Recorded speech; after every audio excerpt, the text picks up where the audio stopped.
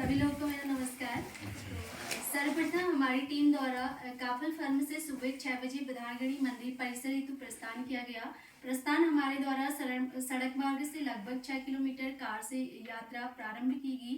यह यात्रा बिनातोली तक सड़क मार्ग से होकर गुजरी। तत्पश्चात हमारे द्वारा सड़क से लगे गेट से मंदिर तक पक्के सीमेंटेड मार्ग से प्रस्थान किया गया। रास्ते में पैदल मार्ग से होकर जाने में हमें सर्वप्रथम सशस्त्र सीमा बल के प्रशिक्षण स्थल के प्रशिक्षणार्थियों के विभिन्न योग मुद्राओं का दृश्य देखने को मिला। यह स्थान प्रकृति की गोद में बसा बहुत ही सुंदर स्थान है। रास्ते में विभिन्न प्रकार के पेड़ पौधे, जीव जंतु, पशु पक्षी एवं इसके अलावा ऊंचे ऊंचे पर्वत आदि हमें देखने को मिले। और इन सब दृश्यों का आनंद लेते हुए आगे बढ़ते हुए कई प्रकार के प्राकृतिक दृश्यों को हमारे द्वारा अपने कैमरे में कैद किए गए। और यहाँ का जो वातावरण था बहुत ही शांत शीतल वातावरण था।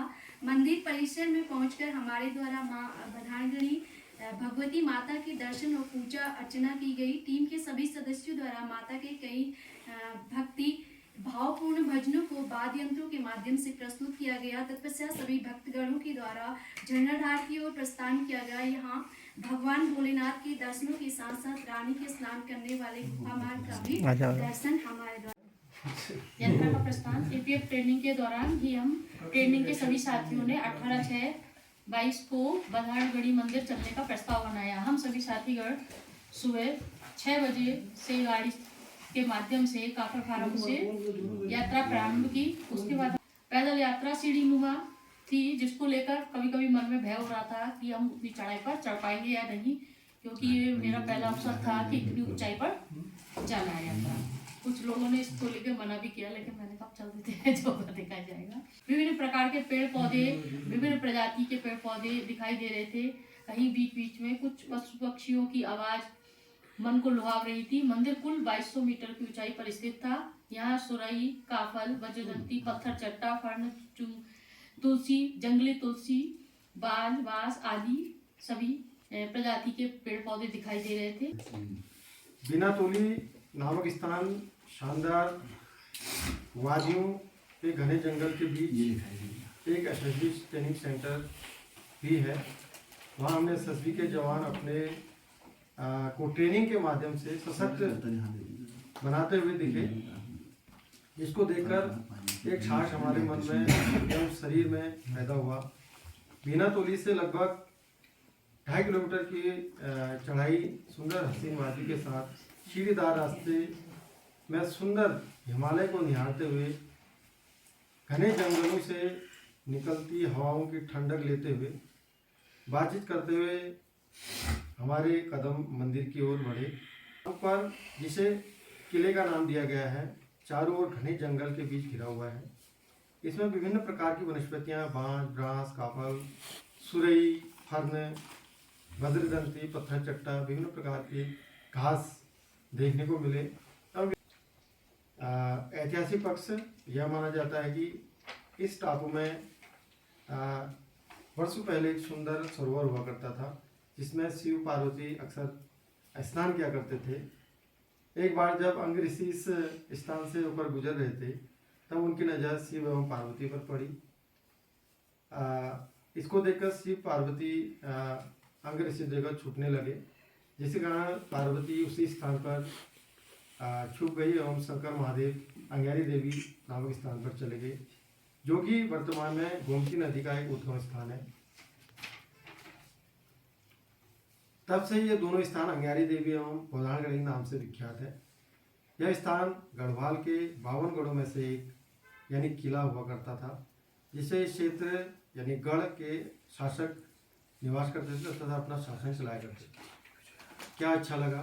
मंदिर के आसपास घने जंगल एवं चारों तरफ हिमालय का विहंगम दृश्य वास्तव में देखने लायक था एवं मनोहारी था। घने रोले, घने जंगल, सीढ़ीदार खेत, टापू में बसे चारों तरफ गांव, मानो ऐसा लग रहा था जैसे कि एक टक लगाए हुए माता की ओर देखे हुए हैं। इसके पश्चात हम लगभग 9 बजे मंदिर परिसर से ढलान की ओर रास्ते की ओर प्रस्थान किया। हमने लगभग 10:30 बजे काफल फार्म में वापस पहुँचे।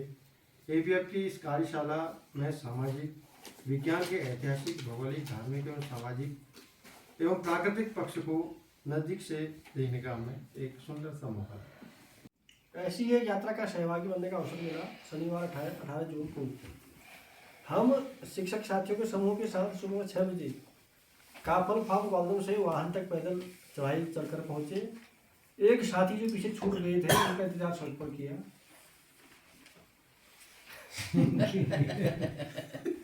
कौन कौन साथी थे? वही है अंडरस्टूड है। जो मुझे लेट कमर से वालदम से वाहन के द्वारा लगभग 7 किलोमीटर की दूरी तय करने के बाद बिनातोली पहुंचकर पैदल यात्रा शुरू की। जैव विविधता एवं प्राकृतिक सौंदर्य से भरपूर मार्ग से लगभग 1.5 किलोमीटर की चढ़ाई पार करने के पश्चात आस्था का प्रतीक बधाईगढ़ी के मंदिर प्रांगण में पहुंचे। मंदिर में हमारे शिक्षक साथी जो पहले ही पहुंच चुके थे भजन गायन में पूरी श्रद्धा और आस्था से तल्लीन थे। हम भी उनके साथ हो लिए। समुद्र तल से लगभग 2200 मीटर की ऊंचाई में स्थित मंदिर में जून की इस गर्मी के बावजूद गर्म कपड़े पहने हुए हम लोग थे। बेहद सुरम्य एवं सुंदर स्थान पर बना यह मंदिर शक्तिपीठ के रूप में स्थित है। पुजारी जी के अनुसार अंग ऋषि एवं शिव पार्वती के प्रसंग इस मंदिर से जुड़े हुए हैं। यह मंदिर कुमाऊं एवं गढ़वाल के लोगों की आस्था का केंद्र है। लगभग 7 साल बाद इस मंदिर पर दोबारा पहुंचा तो यात्रा में मुझे पुरानी यात्राओं के अनुभव बार बार स्मृति में आए जो इस यात्रा को अधिक रोमांचक बना रहे थे। यह यात्रा बहुत ही बढ़िया और रोचक रही। वापसी में उतराई में तेज आने के कारण पैर में दर्द अभी भी ऐसी हो ही रहा है। पैर में दर्द हो गया जो कि अभी तक चलित हो रहा है। हलवा खाने के बाद इसमें जो चीजें ये लास्ट वाला था ना अच्छा लगा बुरा लगा। इसमें राह में कई लोगों से मुलाकात हुई, कई लोग मिले जो कि परिचित थे। उसके अलावा डाइट देहरादून के डॉक्टर रावत जी से भी हमको बातचीत का मौका मिला रास्ते में। वो भी जा रहे थे मंदिर को। वो भी कहते कई सालों बाद घर आया हूँ। डाइट देहरादून में है वो। तलवारी से आया था। और सभी राहगीरों से बतियाने का भी अवसर मिला। रास्ते में बकरी बाज भी मिले जिन्होंने एक बकरी की कीमत 15,000 बताई। और वापस आकर बिनातोली में जो मैगी खाई उसका स्वाद लाजवाब था। Thank you. अपने स्थान से प्रस्थान किया। अपने साथियों के साथ कार से लगभग 8 किलोमीटर की दूरी तय कर बिनातोली पहुंचे।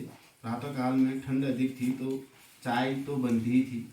बिनातोली में चाय की चुस्कियाँ ली गई। तत्पश्चात वहां से पैदल खड़ी चढ़ाई की ओर चले। वहां वनस्पति की विविधता को देखकर मन अत्यंत प्रसन्न हो गया। विभिन्न प्रकार के पेड़ पौधे, बांस, ग्रास, देवदार आदि दिखाई दिए। चलते समय नीचे बिनातोली का SSB कैंप दिखाई दिया। वह उसके चारों ओर का बहुत ही घना जंगल वहाँ की प्राकृतिक व भौगोलिक स्थिति को दर्शाता हुआ दिखाई दे रहा था।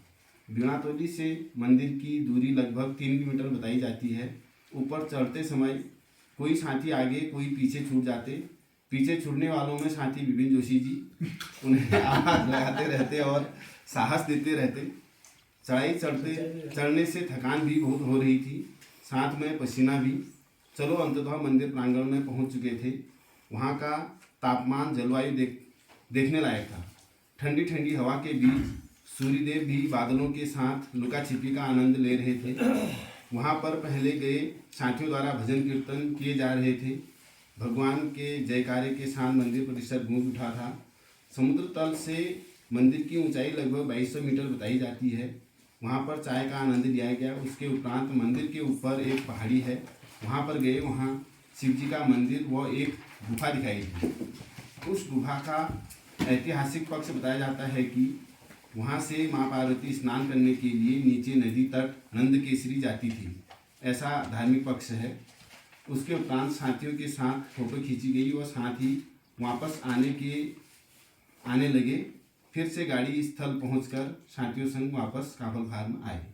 18/6/2022 को हम सभी शिक्षक साथी, जैसा कि एक दिन पहले निश्चित हुआ था कि सुबह 6 बजे काफल रिसोर्ट से प्रस्थान करेंगे।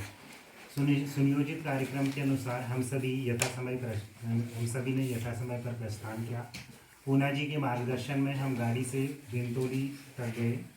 लगभग 7:10 पर हम बिंतोली से पैदल बौधागढ़ी मंदिर के लिए रवाना हुए। वहाँ से लगभग 3 किलोमीटर की चढ़ाई शुरू हुई। मार्ग अच्छा होने के कारण हमें रास्ते में जाते हुए कोई भी परेशानी का सामना नहीं करना पड़ा। जाते हुए हमने ग्वालदम से बिंतोली के बीच में बीएसएफ के जवानों को दौड़ते हुए दिखाई दी।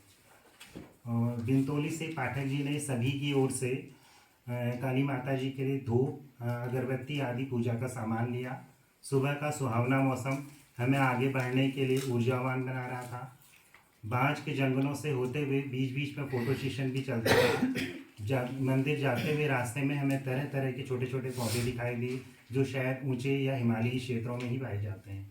सभी लोग जब मंदिर में पहुंचे वहां का अद्भुत दृश्य देखकर रोमांचित हो गए। मंदिर परिसर में पहुंचते ही जूते चप्पल उतारने के बाद मंदिर प्रांगण में हमें चाय दी गई। तत्पश्चात सभी लोगों ने पंडित जी से टीका लगवाया व पूजा अर्चना की। फिर प्रसाद ग्रहण करने के बाद चौबे जी द्वारा व पाठक जी द्वारा एक शानदार भजन गाए गए।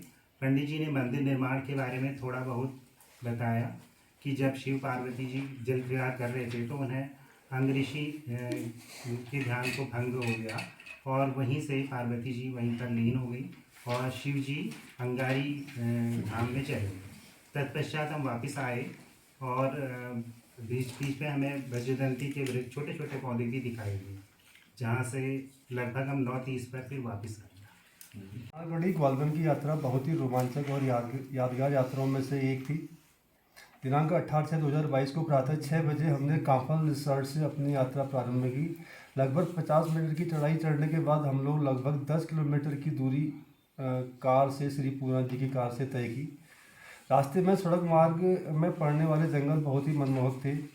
कार से उतरने के पश्चात अब हमारी यात्रा पैदल थी।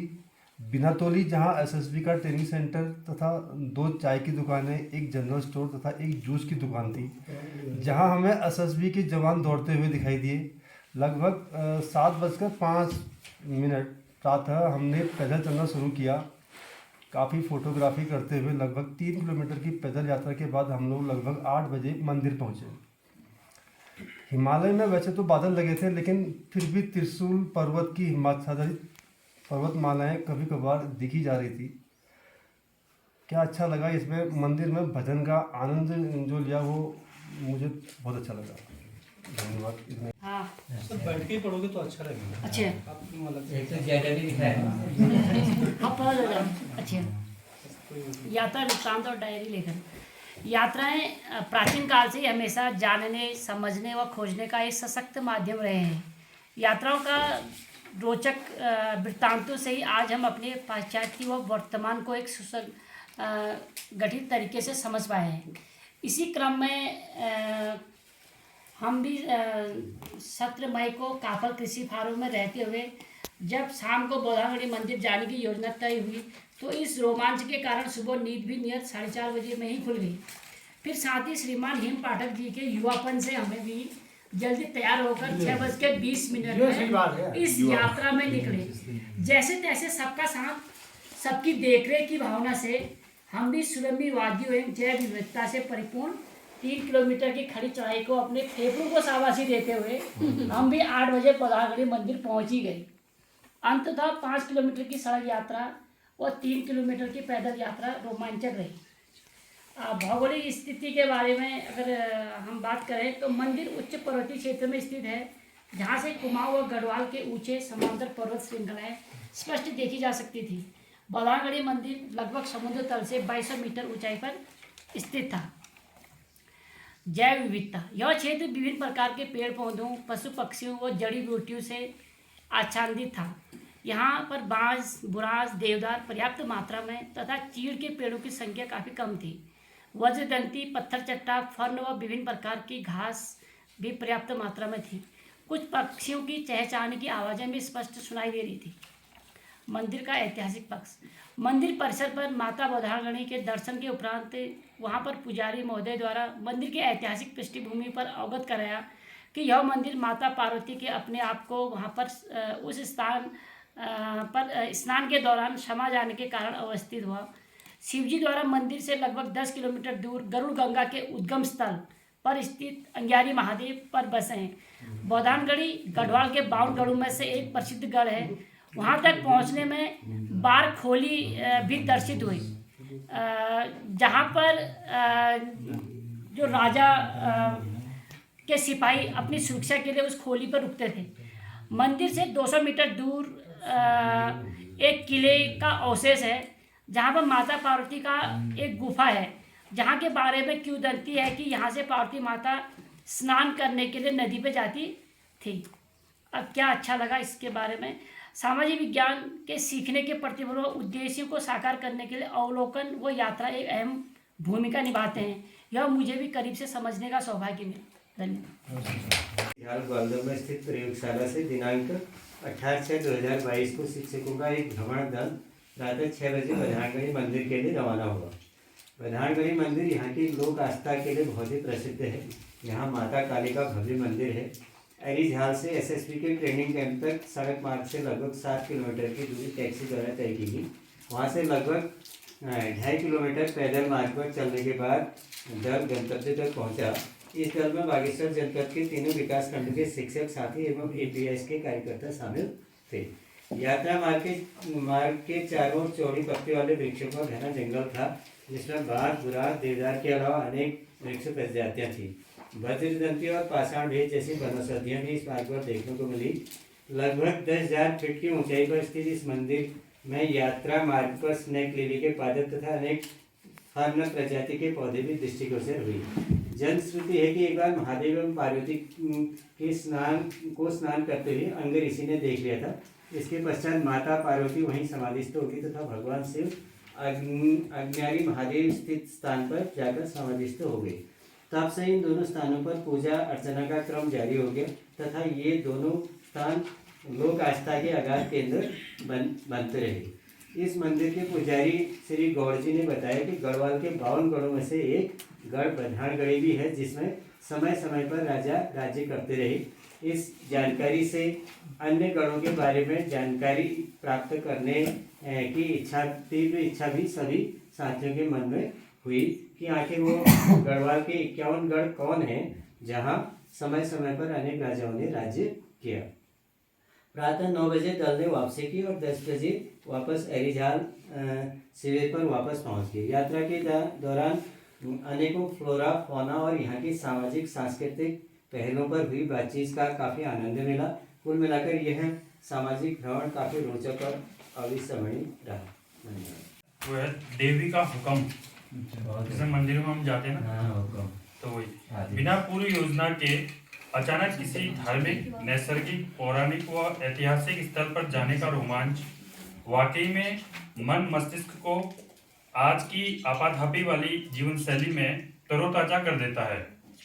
ऐसा ही एक अवसर दिनांक 18/6/2022 को आया, जब काफल फार्म ग्वालियर में अजीत प्रेम जी फाउंडेशन के तत्वाधान में आयोजित सामाजिक विज्ञान विषय की कार्यशाला में शामिल सभी शिक्षक साथियों के साथ बधानगढ़ी स्थित मां दक्षिणेश्वरी काली माता के दर्शन को गए। ग्वालियर की सुरम्य वादियों के बीच से गुजरते वक्त जरा सा भी एहसास नहीं था कि ऊपर मां दक्षिणेश्वरी काली माता के मंदिर बधानगढ़ी में जाकर इतना विहंगम दृश्य दिखाई पड़ेगा। एक तरफ जहां पूरी पिंडर घाटी दिख रही थी, तो दूसरी तरफ विस्तार में अपनी बाहें फैलाए कत्यूर घाटी दिखाई दे रही थी। इन गर्मियों के दिनों में वो ठंडी हवा चित्त को आनंदित कर देने वाली थी। प्राचीन गढ़वाल के 52 गढ़ों में से एक बधानगढ़ अपने आप में एक ऐतिहासिक महत्व का स्थल है। आज माँ के दर्शन जो साथी कर पाए उन्हें देवी का हुक्म था, और जो साथी दर्शन नहीं कर पाए तो ये मान लिया जाए कि उन्हें देवी का हुक्म नहीं था।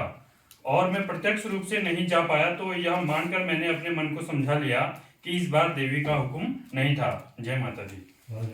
यात्रा वृत्तांत डायरी लेखन पर हम लोगों बातचीत के बारे में कहा गया, एक लेखन के लिए दिया गया। तो इसमें एक सूक्ष्म लेखन मेरे द्वारा भी यहाँ पर लिखा गया है, जिसे मैं आपके सामने प्रस्तुत करना चाहूँगा। इसमें जो भी त्रुटियाँ हों मैं कृपया मुझे क्षमा करेंगे।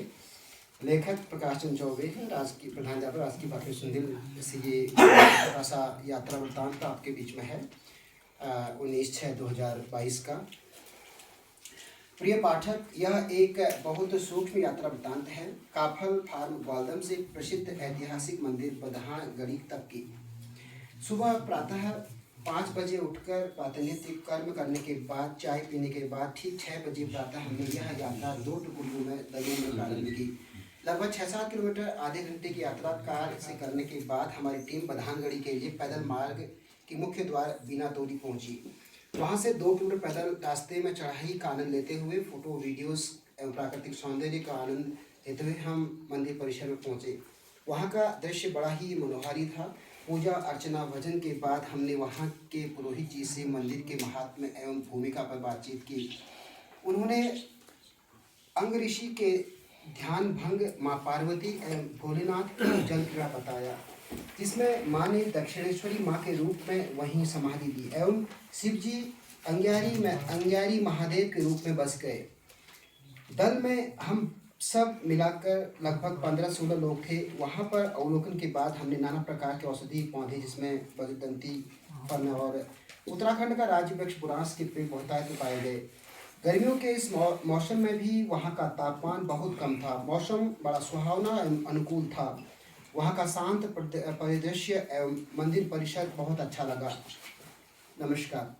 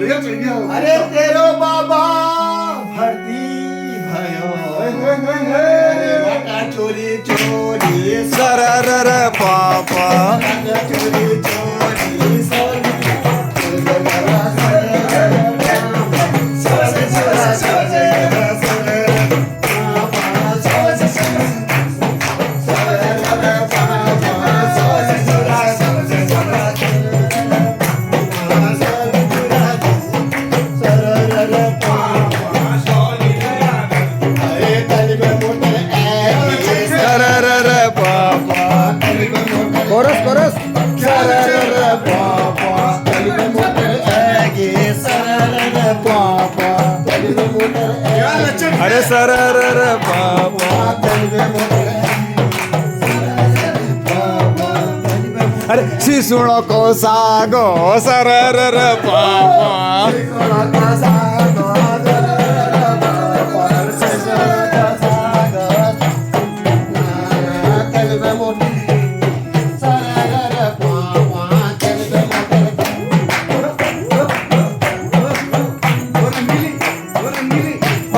बिंदी घाघर काई ओ धोती लाल की नरवाई आय हाय हाय रे मिजाता ओए होए होए रे मिजाता आय हाय हाय रे मिजाता ओए होए होए रे मिजाता ओ रंगीली बिंदी घाघर काई धोती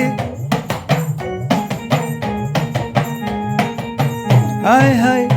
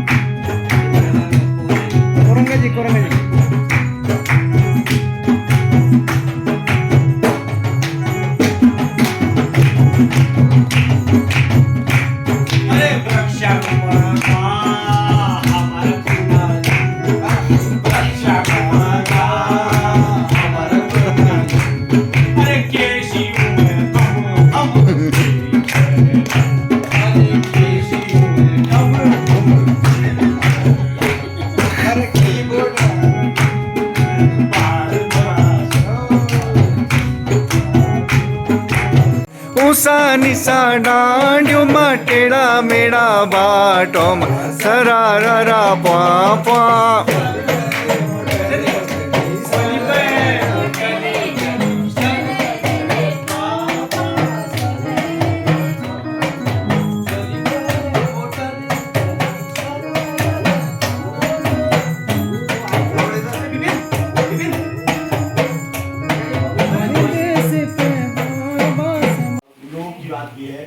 गतियों की बात की है, मानचित्रण की बात की है, तो इसमें हमने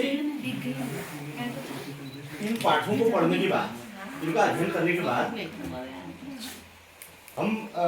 हमने देखा कि इनमें से क्या क्या प्रतिफल, जो सीखने के प्रतिफल क्या क्या प्राप्त हो सकते हैं बच्चों को, और उस बारे में हमने चर्चा की और कुछ उसके निष्कर्ष यहाँ पर हमने नोट किए, और जिसको हमारे साथी लोग जो हमारे ग्रुप में थे वो बारी बारी से हम लोग इसको हम आपको के समय प्रस्तुत करेंगे। तो सबसे पहला जो पाठ था सौर मंडल में पृथ्वी। अब सौर मंडल, हमारी पृथ्वी की स्थिति क्या है सौर मंडल में, और सूर्य के चारों तरफ कितने ग्रह चक्कर लगाते हैं, उन ग्रहों के नाम, उनके क्रम और पृथ्वी की स्थिति के बारे में ये जानकारी इस पाठ से हमको मिलती है।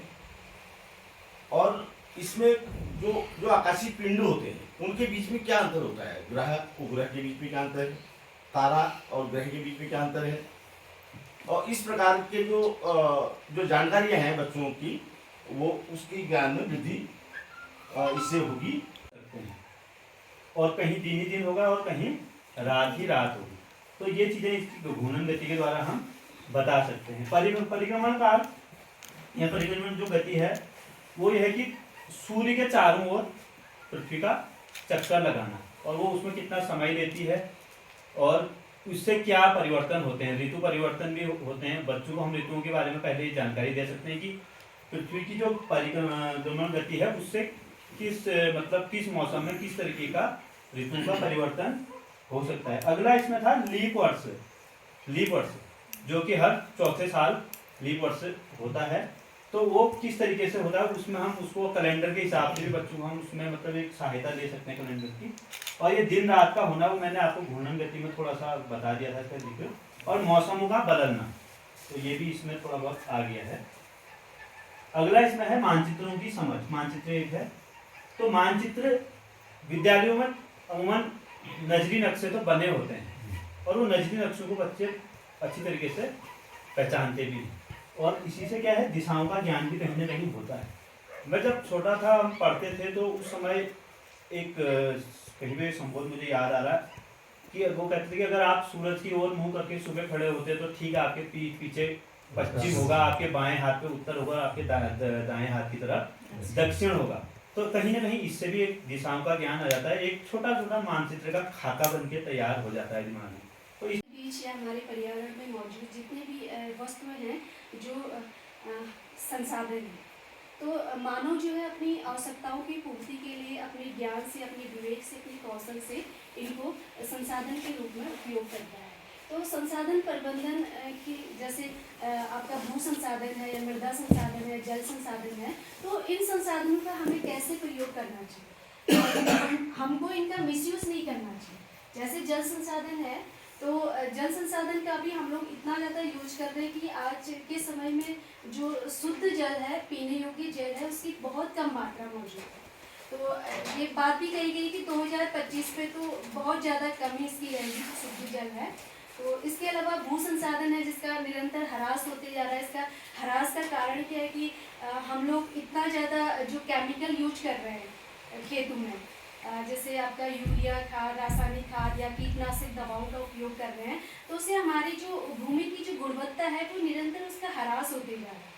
और इसके अलावा जैसे हम लोग अपने घरों में, अपने दैनिक जीवन में डेली बहुत सारे संसाधनों का उपयोग करते हैं। तो सुबह उठने से ही हम शुरुआत कर देते हैं इन चीज़ों का।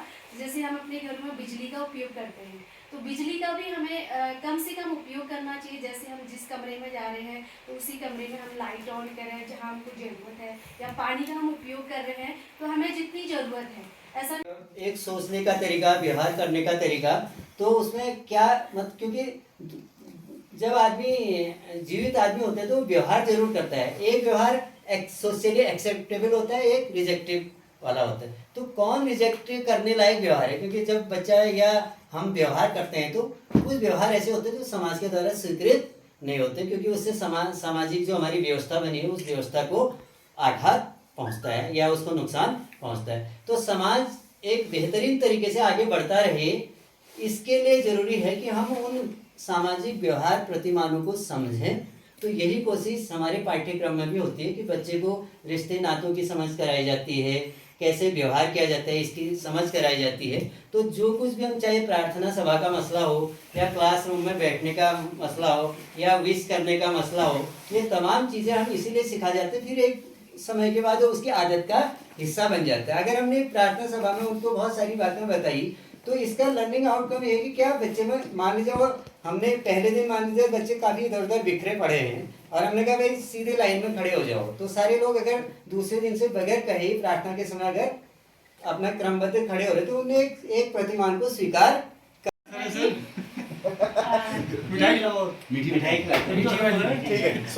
कि सामाजिक विज्ञान में सीखने के प्रतिभा, देखिए हर विषय की अपनी अपनी सीखने के प्रतिभा होते हैं। ऐसी सामाजिक ज्ञान के प्रतिभा बहुत सारे हैं। हमारे शिक्षाविदों ने, हमारे समाज सेवियों ने जब काम किया इस फील्ड में तो सीखने के बिंदु बहुत सारे निर्धारित किए। तो बात आती है कि जो मेन क्या क्या होने चाहिए, जो हम एक बच्चे को एक समाज की मुख्य धारा में जोड़ते हैं और हम भविष्य के तौर पे उसको देखते हैं, तो हमें कौन कौन से सीखने के बिंदु ऐसे चुनने, ऐसे रखने हैं जिनका हमें बात करनी है काफ़ी ब्रॉड तरीके से उन बच्चों पे, कि जिससे हमारा एक, जैसे हम समाज की तो कल्पना करते हैं वो समाज हमारा एक साकार बने। तो इसी में हमारी तो एक सीखने का बिंदु हम लोगों ने ये निर्धारित कर दिया आपसे चर्चा करते कि पर्यावरण के प्रति संवेदनशीलता जो पैदा हो वो बच्चों में हो, क्योंकि वो कल के भविष्य पर्यावरण क्या है कि हमारे आसपास जो भी चीज़ हमें प्रभावित कर रही है डायरेक्टली इनडायरेक्टली, वो सब हमारे पर्यावरण के अंतर्गत आ रहा है। अब चाहे हम, और जो पर्यावरण है हम उसके बिना हमारा कोई आधार नहीं है, कोई जीवन नहीं है। तो अगर वो डायरेक्ट अगर हमसे जुड़े हैं और हमारे डेली सुबह से शाम दिन रात के हर प्रक्रिया में पर्यावरण हमसे जुड़ा है, तो उसके प्रति संवेदनशील होना बहुत